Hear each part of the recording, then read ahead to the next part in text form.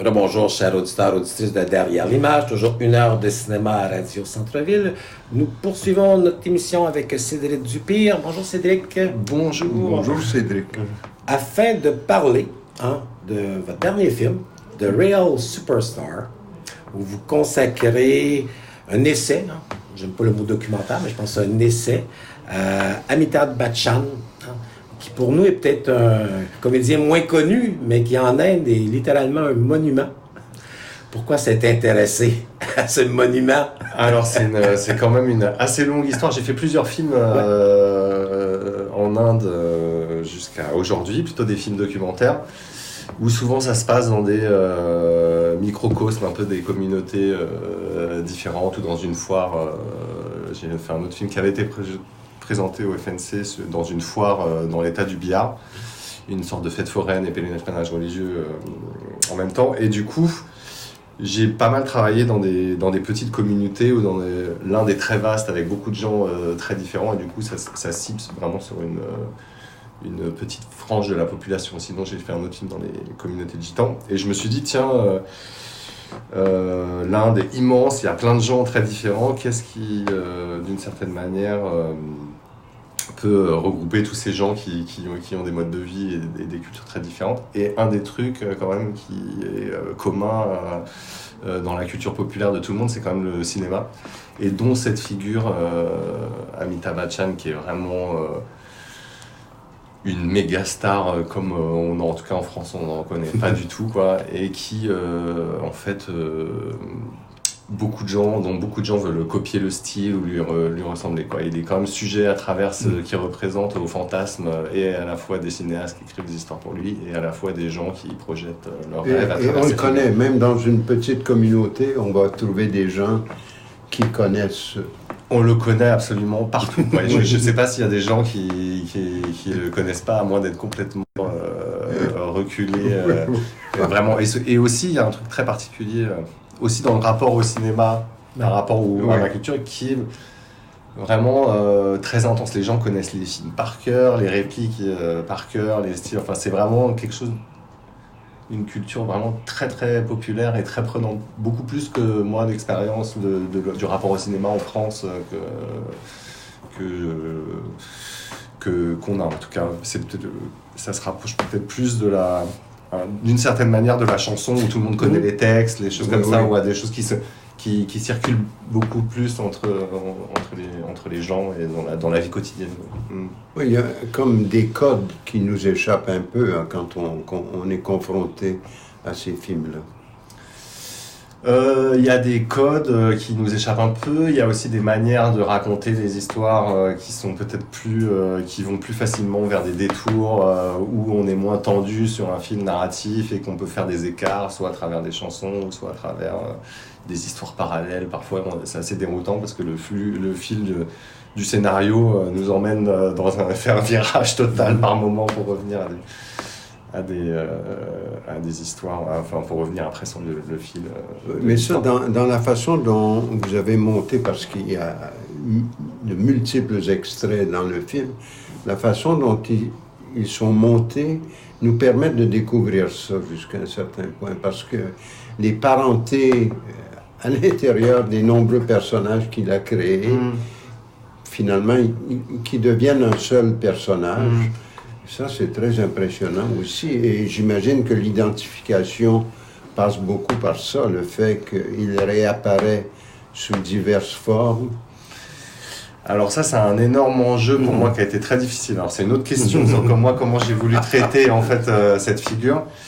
C'est que moi, en fait, déjà par rapport au fait de l'expérience de traverser un cinéma, j'ai décidé, parce qu'il y a des gens qui travaillent les images existantes et qui en refont des films. Et alors moi, j'avais quand même une idée qui était très forte au départ, c'est que je voulais un maximum garder le son original des films, ce qui complexifie énormément la tâche du montage, parce que tous les extraits sont utilisés, sont supposés raconter autre chose, et moi je les récupère pour ma propre histoire, quoi.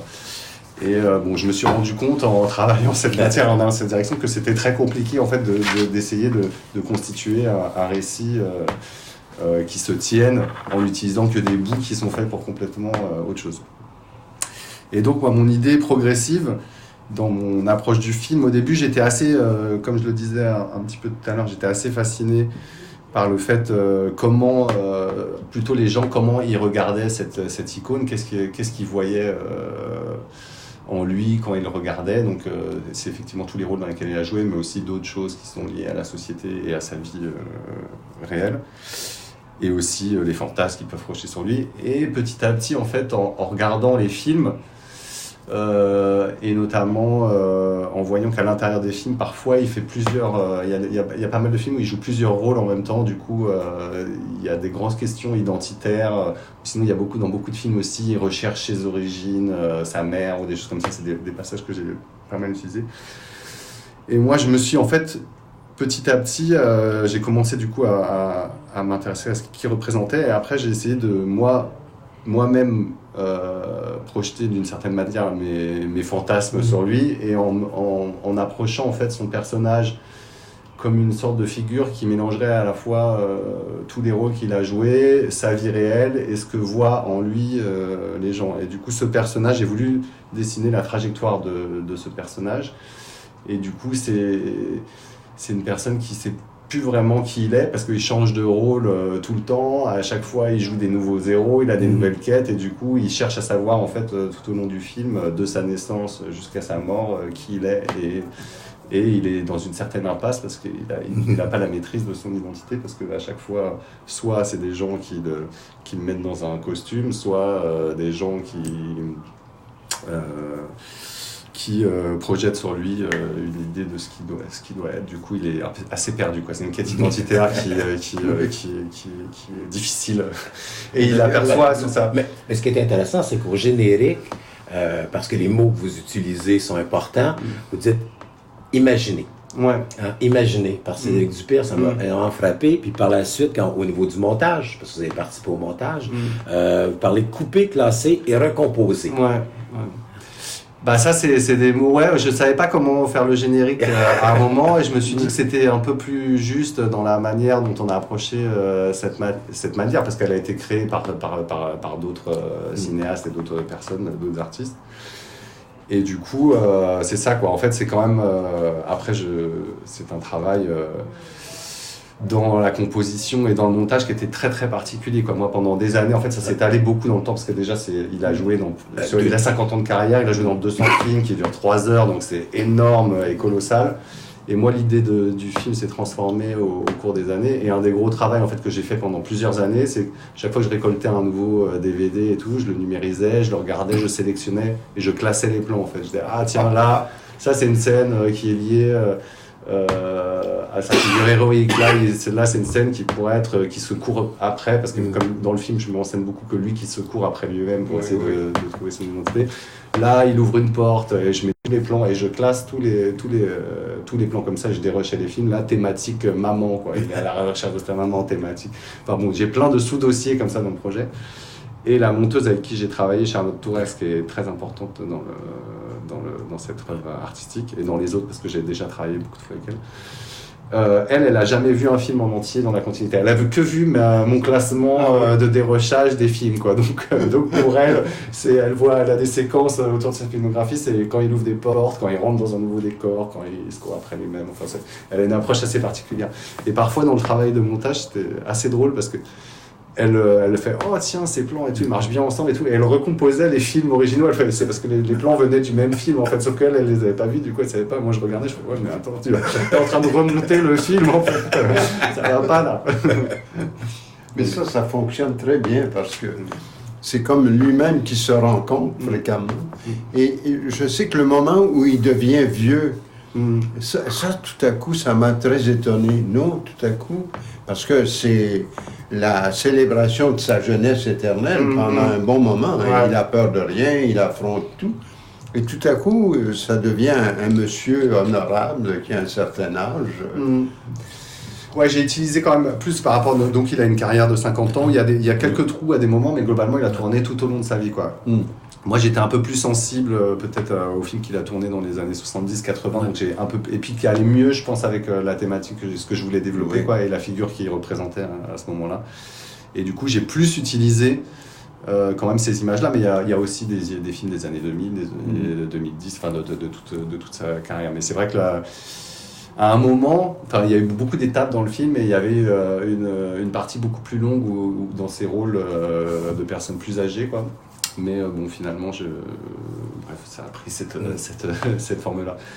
Mais l'intérêt de votre film, pour moi, c'est que vous détournez le sujet, dans un certain sens, et vous nous amenez à nous questionner sur le pouvoir de l'image, sur le rapport que le spectateur a à l'image, à la fois à travers le double de ce personnage-là, mais aussi à travers notre réflexe de percevoir ces héros.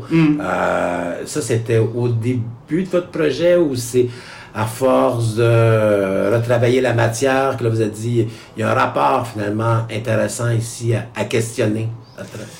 Alors moi, c'était plus un des trucs à la base, c'était vraiment la représentation de la figure du héros masculine, et qui est tout le temps, qui est finalement assez proche, même si là c'est le cinéma indien, donc c'est très de manière différente, mais qui finalement qui est assez proche aussi de ce qu'on a dans le monde occidental, quoi, de la représentation de la figure masculine toute puissante, et lui, en plus, il en a fait tellement, il a fait le justicier, le politicien, le tout. Ouais. Enfin bon, c'est ça. Et moi, j'avais envie de travailler cette question aussi pour me questionner en retour sur de quoi on est nourri comme imaginaire de représentation de figures héroïques masculines, quoi. Et qui, je pense, qui se déplace beaucoup en ce moment, et qui est quelque chose qu'il faut transformer un peu, quoi. Je pense, même si ça a vécu de cette manière-là, enfin, ça a existé. Voilà. Est-ce que vous avez expérimenté dans certains films, vous aimiez jouer avec la matière, vous aimiez jouer avec le son, vous aimiez jouer avec l'image, vous aimiez jouer avec la frontière entre la réalité puis la fiction? Jusqu'à quel point, je veux dire, tout ce passé vous a influencé dans vos choix? Pour ce film-là. Pour ce film-là, ouais. Alors, moi, j'ai un truc, ouais, effectivement, ça me déplace beaucoup par rapport à ce que je fais, parce que dans mes autres films, pour moi, je suis toujours derrière la caméra. C'est vraiment la manière dont j'approche les sujets de films que je traite et les sujets que je veux faire, et que le moment de la prise de vue est quelque chose qui va guider ensuite complètement, et l'expérience de l'instant va guider complètement la manière dont le film va se raconter. Et on a travaillé par exemple dans un des autres films qu'on avait présenté au FNC qui s'appelle Kings of the Wind and Electric Queens, où le film souvent il y a assez peu de paroles, et c'est une traversée d'une fête foraine du matin jusqu'au soir, où c'est vraiment immersif, et c'est basé sur l'expérience d'un environnement à travers notamment la présence visuelle et sonore, et que c'est une expérience plus sensible et physique. Mais là donc du coup c'est le moment de la prise de vue qui guidait vraiment la narration du film, mais en fait là où c'est pas éloigné, donc là il n'y a aucune image que j'ai tournée, quoi, il n'y a que des images extraites de films et quelques archives, c'est que finalement, au lieu d'être un espace physique, la traversée que propose The Real Superstar, c'est la traversée d'un espace cinématographique, quoi, qui du coup, finalement, je pense que dans l'approche et dans la manière de construire les films, en fait, ça reste une traversée sensible d'un environnement, sauf que là, c'est plus un environnement physique, c'est un environnement de cinéma, quoi, de fiction, quoi. Et finalement, je pense que c'est assez proche, en fait, dans la manière dont j'ai l'habitude de travailler mon cinéma, même si la matière est très différente, de cette idée de traverser un espace, et où l'interprétation et le rôle du spectateur est assez ouvert, parce que c'est lui, finalement, qui se construit son récit à travers la traversée de cet espace, que ce soit dans un espace physique de la foire ou dans cet espace cinématographique. Parce que je pense que la lecture de ce film est assez ouverte, en fait, de la manière dont c'est pas expliqué vraiment le chemin qu'il faut faire, et aussi de par la nature du film où en fait, comme le film est que recomposé de petits bouts principalement avec le son direct des films, le spectateur doit lui-même faire l'effort de se créer ce personnage, parce que ça sera toujours bancal, quoi. Ça n'a pas été tourné pour ça. Donc il y a un effort à faire de se créer et de ce personnage et de le voir comme une seule personne, alors qu'en fait il change tous les 2 plans et c'est un nouveau personnage, quoi. Donc, Mais ça, c'est bien présenté dès le début, parce que dès le début, on le présente finalement comme ce Dieu qui vient protéger, je veux dire, le pays d'une certaine façon. Puis c'est la star, c'est la star qui arrive. Il est orphelin, on ballotte le bébé à droite et à gauche, et là il part à la course. Et on le voit grandir. On le voit grandir. Il court à travers différents lieux, différents espaces. Oui, il court beaucoup. Il court beaucoup pour arriver en tant qu'adulte. Je pense que les codes, je veux dire, d'entrée dans le film sont effectivement bien, je veux dire, campés. Après, je veux dire, on s'amuse à constater que ce personnage-là n'a pas de conscience et vous allez en fabriquer une conscience je veux dire, à travers votre propre lecture et la façon que vous imaginez ce personnage-là. Et c'était compliqué, franchement. C'était compliqué. Autant c'est plus facile quand on fait les scènes d'ouverture où on poursuit un bébé qui grandit. Il y a une évidence qui fait une certaine évidence qui fait que ok, c'est potentiellement le même personnage qui grandit. Après, une fois qu'on doit développer à travers des idées de représentation de ce qu'il est pour le monde qui l'entoure, et il est souvent un peu la personne qui va sauver les autres de leur malheur.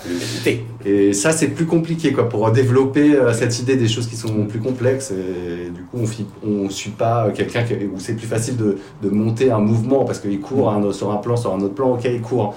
Mais quand c'est des idées qui s'assemblent, ça a été très, très difficile. Et je me suis rendu compte aussi au moment qui a été une difficulté que j'avais pas très bien appréhendé au moment du montage, c'est que moi, dans le travail de montage, je projetais énormément de complexité dans ce que pouvait raconter le film, quoi.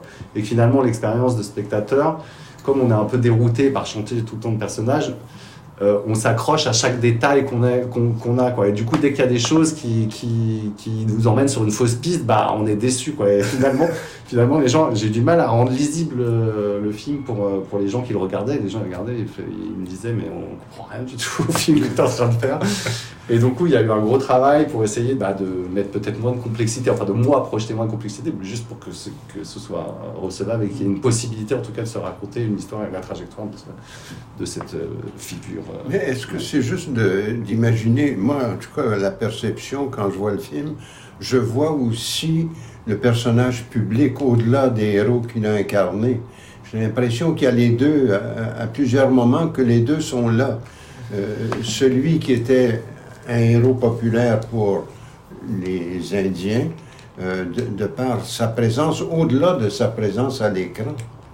Alors tout à fait, c'est quelque chose que j'ai pas trop évoqué dans notre échange, mais c'est qu'un des éléments vraiment qui m'a fait aussi basculer dans le choix de cet acteur et dans l'envie de faire un film, c'est que finalement la limite entre sa vie réelle entre guillemets et médiatique et la manière dont il était dépeint dans les films, il y a plusieurs moments de sa carrière où elles se rejoignent.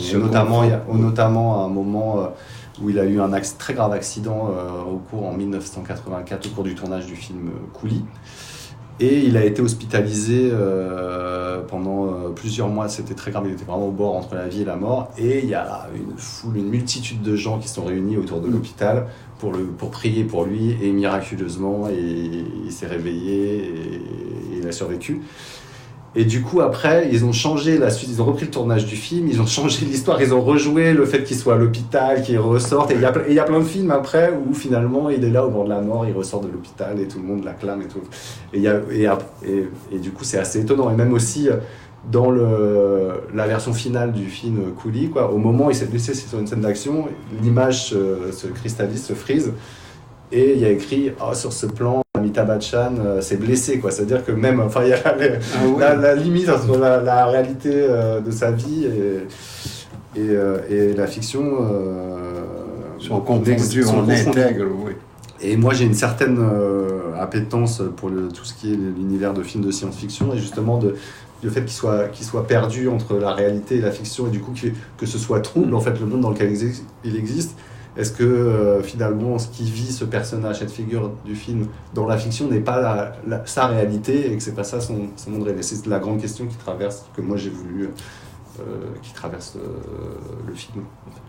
Oui, quand on voit, et surtout, moi, je connais très mal le cinéma indien, c'est le côté bricolage dans la mise en scène aussi. C'est pas, on est habitué à cause du cinéma actuel à des trucages très sophistiqués, et là, on s'aperçoit que il y a un cinéma qui est assez près du cinéma des premiers temps qui se manifeste périodiquement. Le héros traverse des décors qui viennent d'être faits, on dirait. Et il y a une fraîcheur là-dedans aussi. Il y a ça, après ça dépend des films, suivant les films c'est très différent. Mais moi ça me fait penser à un film qui s'appelle Ajuba, qui est une sorte dans lequel Amitabh Bachchan joue. C'est un film, je crois, du début des années 80, ou non, dans les 90. Et il joue une sorte de héros médiéval, super-héros en même temps, et du coup il y a un côté fantastique et médiéval qui se mélange. Et du coup c'est vers les années 90, et c'est que fait de trucages vraiment des années 60 du cinéma, quoi. Mais très, quand même assez poussé, quoi. Oui. Et il y a un petit décalage temporel entre ce que à cette époque-là, en tout cas on faisait dans le cinéma occidental. Mais je trouve ça particulièrement savoureux, quoi, de voir le travail de fabrication du cinéma. Parce qu'en fait, je pense que, et sur le récit, et sur la manière de mettre en scène, il y a moins d'attachement, un souci de réalisme tout le temps, quoi. Donc finalement, il faut que l'effet, on est plus dans le spectacle, quoi. Du coup, il faut que l'effet spectaculaire, ils prennent, quoi. Que ce soit avec une danse, tac, on sort du récit, que ce soit avec un effet spécial. L'important, c'est de retenir le côté spectaculaire. Même dans le jeu des acteurs, souvent ça arrive que bon, là c'est pas trop le cas dans la manière dont j'ai monté le film, que les acteurs, leurs personnages, ils ont un signe qu'ils font qui soit facilement identifiable, comme ça les gens ils peuvent refaire le signe et hop, tout de suite ça évoque ce personnage de ce film. Est-ce que c'était plus facile pour vous, je veux dire, de retravailler cette matière filmique, en étant, je veux dire, non indien, en étant, je veux dire, une personne de l'extérieur qui regardait ça avec un œil, je dirais, plus objectif? Est-ce que vous auriez pu faire la même chose avec, mettons, Depardieu? Parce que, tu sais, d'avoir ce point de vue extérieur devant ce monument et de le retransformer, de ne pas en faire un documentaire classique parce qu'il n'y a aucune entrevue et finalement c'est comme je l'ai mentionné, c'est un essai sur les images, sur le pouvoir de l'image, sur le rapport qu'on a avec les stars, d'avoir cette distance par rapport à cet acteur, est-ce que ça vous permettait plus de liberté? Je sais pas exactement. Ce qui est sûr, c'est que j'aurais pas eu envie de le faire sur Depardieu. C'est clair, ça c'est clair. Et après, la raison de laquelle j'ai parlé de lui, non pas de l'autre. Et après, c'est sûr que si moi j'avais grandi avec ce cinéma, j'aurais fait un film très différent. Je sais pas si il y aurait eu cette distance par rapport à ce qu'il représente pour se dire tiens, je peux en construire un nouveau personnage à travers tous ces films qui représenterait à mes yeux ce qu'il peut représenter dans la société indienne, quoi. Donc est-ce que quelqu'un qui a grandi avec ces films aurait pu se projeter dans cette distance-là? Je sais pas trop. Mais par contre, il y a une autre dimension que je disais que finalement c'était très dur de construire un récit à partir de choses qui n'ont pas été créées dans ce but, quoi, toutes ces images. Mais en plus il y a une autre couche. Là je vais montrer bientôt le film à Bombay, c'est que j'ai aucune maîtrise sur le vécu avant de ces images. C'est-à-dire que vous qui ne connaissez pas sa filmographie, c'est peut-être plus moi j'ai pensé le film en me basant sur des gens qui connaissent pas sa cinématographie, parce que c'était difficile d'évaluer qui connaît quoi, machin, surtout que moi j'ai pas grandi dans cet univers culturel, et du coup ces images, en plus que le film construire un récit linéaire avec des images qui sont pas faites pour ça, forcément c'est bancal. En plus, je n'ai pas la maîtrise de ce que les gens ont vécu ces images, parce qu'il y a quelqu'un qui va voir un plan qui va se dire ah, c'est ce truc de ce film, entre ça et ça il se passe ça. Du coup il regardera le personnage avec dans la projection du film qu'il a déjà vu. Enfin, du coup j'ai une grande interrogation sur les différentes interprétations possibles du film en fonction du vécu qu'ont ces images. Par exemple, bon, il y a beaucoup de choses qui sont pas entre mes mains, mais j'aime bien me projeter dans ce genre de situation pour faire des films. La projection de Bombay, ça vous inquiète? Non, ça m'inquiète pas, je suis content, je suis curieux. de Je suis voir. curieux. Mais oui, je suis sûr que c'est passionnant de voir les gens confrontés à autant d'images de leurs héros tout à coup. Ouais, Quel non. usage ils vont en faire? Il y en a qui doivent connaître un certain nombre de films qui mais- vont faire des liens qu'on est incapable de Ouais. faire, nous, bien sûr. Ouais, non, mais ça c'est sûr. Non, mais moi je serais très curieux. Je pourrais pas y aller, a priori, c'est la semaine prochaine, mais je serais très curieux. Je suis très curieux d'entendre les retours des expériences Oui, des oui. gens, quoi. Et j'ai fait la première projection du film, c'était à Nantes au Festival des Trois Continents, et il y avait dans ce cadre-là une rétrospective autour de cet acteur. Amitabh Bachchan, et il y avait sa fille qui était invitée pour présenter ses films, et du coup elle s'est retrouvée dans la salle pour voir le film, et c'était marrant, c'était drôle de me projeter dans son regard à elle, surtout qu'à la fin il y a une scène pour moi, enfin dans le film il y a une scène très importante pour moi qui était un peu centrale dans l'idée où là où je voulais conduire le film, où il s'interroge en fait sur la réalité du monde de son entourage et de sa famille. Il se demande est-ce que ses enfants sont vraiment les miens ou pas et tout. Et je me mettais à sa place en train de regarder le film. Ah oui, je m'étais pas dit que j'allais peut-être regarder le film avec elle. C'était assez drôle, quoi. Et sa réaction? Et sa réaction, elle était très enthousiaste. Après, j'ai pas pu discuter énormément, beaucoup avec elle en profondeur pour savoir comment elle l'avait vécu, mais elle était très enthousiaste et elle a fait passer un lien à Amitabh Bachchan, du coup l'acteur, qui a apparemment apprécié le film, et j'ai pas échangé directement avec lui non plus, donc Parce que c'est très jubilatoire. Bon, on s'amuse à regarder votre film, parce que ça bouge dans toutes les directions. Il y a des portes, mais il y a vraiment la séquence des portes que j'adore, là, où ça se referme, ça se rouvre, ça se referme, ça se rouvre, et là, on le sent pris dans un genre de labyrinthe existentiel. Donc, il y a vraiment des jeux, je pense, que pour quelqu'un qui, je veux dire, veut se détacher du personnage et d'accepter votre proposition, je veux dire, rend le tout, je veux dire, un petit bijou là, de cinéma dans un certain sens. Là. Merci. Est-ce qu'on connaît bien le contexte de production des films? C'était des gros budgets, des petits budgets, des tournages relativement courts, où il avait un certain luxe de confort pour ces tournages. C'est des grosses productions, c'est l'industrie bollywoodienne, donc c'est quand même majoritairement même des très grosses productions de cinéma. Après, je sais pas exactement les budgets entre Bollywood et Hollywood, quels sont les écarts, mais c'est des très très gros films, quoi. C'est des films qui étaient projetés dans énormément de salles.